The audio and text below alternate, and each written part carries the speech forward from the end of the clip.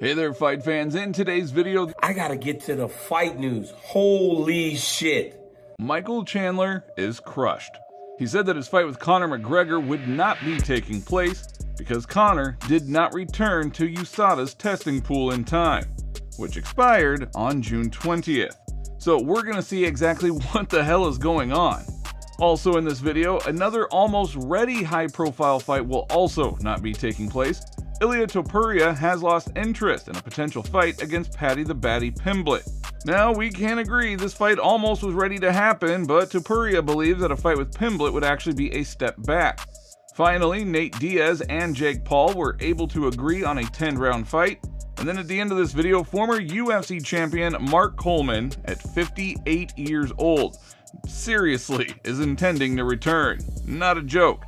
So let's kick things off in order. Former Bellator champion and former UFC lightweight title contender Michael Chandler has now commented on the news that his fight against Conor McGregor will not be taking place because Conor did not return to the USADA testing pool on time. According to Chandler, he himself does not understand what is happening and would like to know what the former double champ is currently doing, who is supposed to be sharing the octagon with him before the end of this year. All right, guys. You guys have all seen the news. Conor's not in USADA. 179 days left until December 16th, which is supposed to be the last pay-per-view of the year. And comically, USADA shows up at my door today to add insult to injury. Where you at, boy?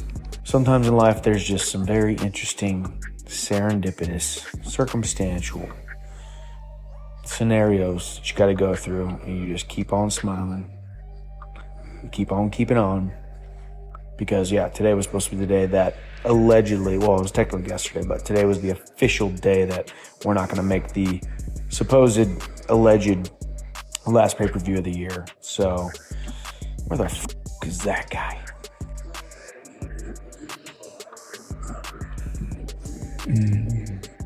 Definitely in the pool. Now, previously, the fighters took part in the filming of the current season of The Ultimate Fighter, which started at the end of last month and were supposed to end their rivalry with the traditional coaches match.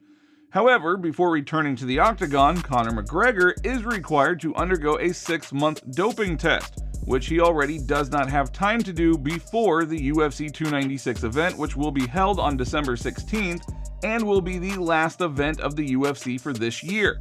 Now, earlier, representatives of USADA said that they would not make concessions to McGregor in order to return to the octagon, and that he must be in the organization's pool for at least 6 months. The UFC president Dana White commented on the situation and said that he had no confidence that the fight between McGregor and Chandler. Fortunately, it seems that we will not have the opportunity to see this fight again. However, I do want to hear your guys' thoughts. Do you think there is still a chance for this fight to happen? Go ahead and share your opinions down in the comments.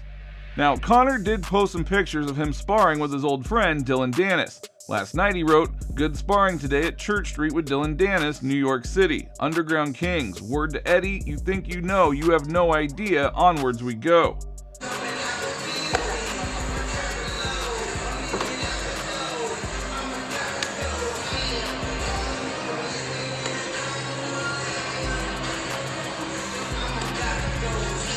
Well, finally, Nate Diaz and Jake Paul were able to agree on a 10-round fight. Nate Diaz wants 10 rounds. I think he has good cardio. 10 rounds, it's official. Now, this is an unusual situation for Nate Diaz. As usual, you know, fights in the UFC are 3 or 5 rounds, depending on the importance of the fight.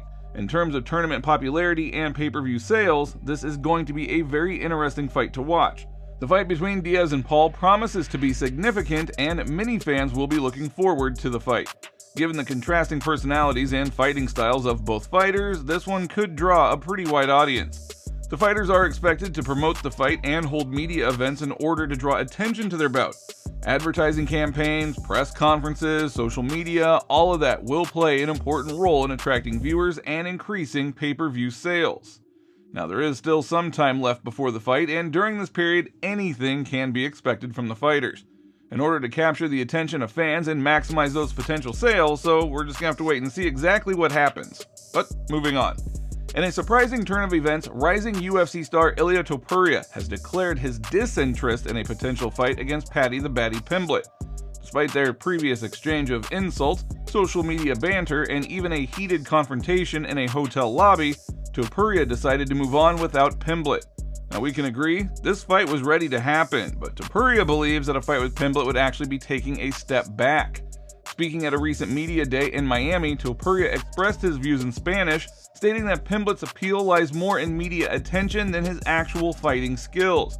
Topuria emphasized that Pimblett lacks a ranking and has not accomplished anything significant in the sport. He talks well, he's doing great promotions, but as a fighter, he sucks. I know that I'm gonna put him to sleep in the first round without any doubt. Everyone knows that. I always see him coming. It's like I want to slap his face. You know what I mean? Turn round, and then Topuria, he's like, hold me back, lads, hold me back. Didn't do nothing because he's a maggot. But yeah. Big news. I just signed a contract with Celebrity Boxing. Got it, pump, baby! Former UFC champion Mark Coleman is now 58 years old, and he is seriously intending to return and fight in a boxing match with former champion Montel Griffin. But many fans have some very mixed feelings. On one hand, this could attract the attention and curiosity of the audience, as such fights between sports veterans sometimes, they arouse a lot of interest. On the other hand, there are a number of reasons for doubt and criticism. This is nonsense. These guys, listen, I think to get it sanctioned in California, they had to agree to some stupid shit. I guarantee you, when that ding, when that bell goes off, that is going to be a fight. Firstly, you have the age of the participants in such a fight. It's a lot higher than the typical age of professional boxers. Griffin, of course, hasn't performed in 12 years. He is 53 years old. But I don't quite understand what Coleman is up to at the age of 58, especially since his forte has never really been just straight up stand-up striking. He's always been more of that ground and pound kind of guy.